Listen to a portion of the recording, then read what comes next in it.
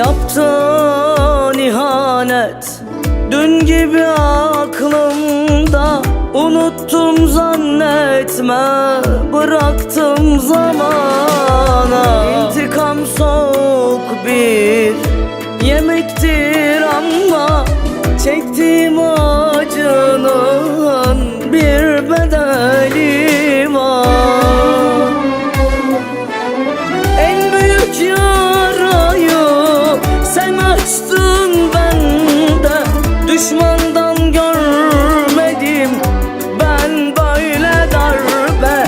Çıkmıyor aklımdan ne gündüz ne gece, yaptığın hatanın bir bedeli var.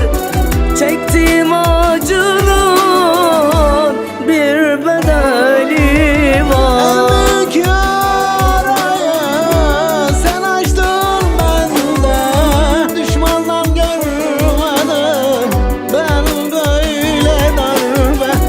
Çıkmıyor aklımdan ne gündüz ne gece, çektiğim acının bir bedeli var.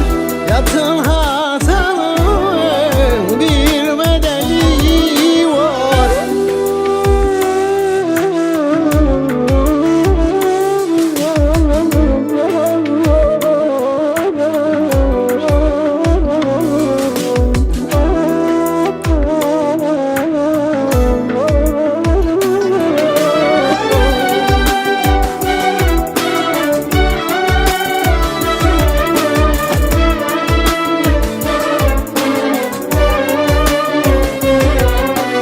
Üzerinden 40 yıl geçse de unutmam, İçime atsam da peşin bırakmam.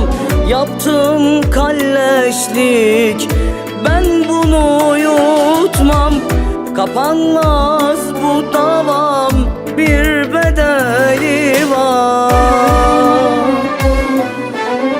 En büyük yarayı sen açtın bende, düşmandan görmedim ben böyle darbe.